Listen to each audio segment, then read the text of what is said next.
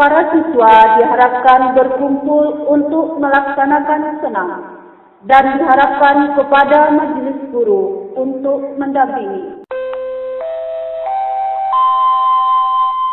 Para siswa diharapkan berkumpul untuk melaksanakan senam dan diharapkan kepada majelis guru untuk mendampingi.